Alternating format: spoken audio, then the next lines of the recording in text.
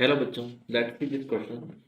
Two parallel wires in the plane of paper are distance x naught apart. A point charge is moving with speed u between the wires in the same plane at distance x1 from the wires, one of the wires. When the wires carrying current of magnitude I in the same direction, the radius of curvature of path of the point charge is r1. In contrast, if the current I in the two wires have a direction opposite to each other, the radius of curvature of the path is r2. If x0 upon x1 is 3, then find the ratio of r1 upon r2. Question में दो wire है, पहले case में दोनों में same direction में current flow कर रही है और उनमें से किसी एक वायर से x0/3 डिस्टेंस पे x1 का वैल्यू x0/3 डिस्टेंस हो जाएगा पे पॉइंट चार्ज रखा हुआ है, तो उसका रेडियस फाइंड करना है। तो रेडियस फाइंड करने के लिए हमें क्या करना होगा, r is equal to mv upon qb। अब यहाँ पे देखोगे तो दोनों का मास क्या है, दोनों केस में मास पार्टिकल का सेम है, वेलोसिटी में चार्ज सेम है, तो जो रेडियस है वो इनवर्सली प्रोपोर्शनल टू क्या हो जाएगा, मैग्नेटिक फील्ड हो जाएगा। तो हमें सिर्फ मैग्नेटिक फील्ड का रेशियो फाइंड करना है। दैट मीन्स हमें क्या फाइंड करना है, हमें दिया हुआ है r1 अपॉन r2, तो हमें फाइंड करना है b2 अपॉन b1 का रेशियो फाइंड करेंगे तो हमें r1 अपॉन r2 मिल जाएगा। तो केस वन देखते हैं। केस वन में क्या बोला है, केस वन बोला है कि एक वायर ये है, एक वायर इसके पैरेलली ऐसा रखा हुआ है, इनके बीच का सेपरेशन एक्स नॉट बोला है। एक पॉइंट यहाँ पे है जो यहाँ से x0/3 डिस्टेंस पे है, जो यहाँ से मिलेगा x0/3 x1 का वैल्यू मिल जाएगा। इसमें करंट इस डायरेक्शन में आई है, इसमें भी करंट इस डायरेक्शन में आई है। अब इस पॉइंट पे देखोगे तो इस वाले वायर की वजह से जो मैग्नेटिक फील्ड का डायरेक्शन है वो इनसाइड द प्लेन आएगा और इस वाले वायर की वजह से आउटसाइड द प्लेन, इस वाले वायर की वजह से आउटसाइड द प्लेन आएगा।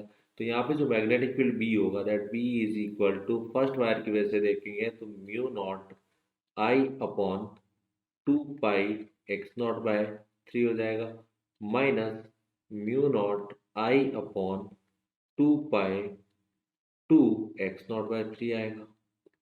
तो जो नेट मैग्नेटिक फील्ड आएगी जिसको अपन B1 से रिप्रेजेंट कर रहे हैं, वो B1 का वैल्यू कितना हो जाएगा, 3 mu naught I upon 4 pi x0, ये B1 मिल गया।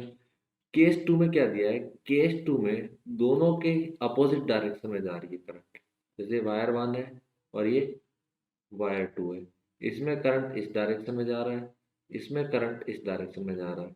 पॉइंट अभी भी वही है, ये जो डिस्टेंस है वो कितनी है x0/3, तो ये डिस्टेंस कितनी हो जाएगी 2x0/3। इस वाले वायर की वजह से देखोगे तो करंट इनसाइड द प्लेन आएगी और इस वाले वायर की वजह से देखोगे तब भी करंट क्या होगा, इनसाइड द प्लेन होगा। तो जो यहाँ B2 होगा, that B2 is equal to कितना हो जाएगा, mu naught I upon 2 pi x0/3 plus mu naught I upon 2 pi 2 x0/3। तो यहाँ से जो B2 का वैल्यू आएगा, that B2 is equal to 9 mu naught I upon 4 pi x0 मिल जाएगा। हमें R1 अपॉन R2 फाइंड करना है, मतलब B2 अपॉन B1 फाइंड करना है। So R1 upon R2 is equal to B2 की वैल्यू पुट करोगे 9 mu naught x I upon 4 pi x0 multiply 4 pi x0 upon 3 mu naught I, ये B1 का value हो जाएगा, यहाँ से ये कैंसिल आउट हो जाएंगे, 9/3 कितना हो जाएगा 3। So final answer is 3। Best of luck.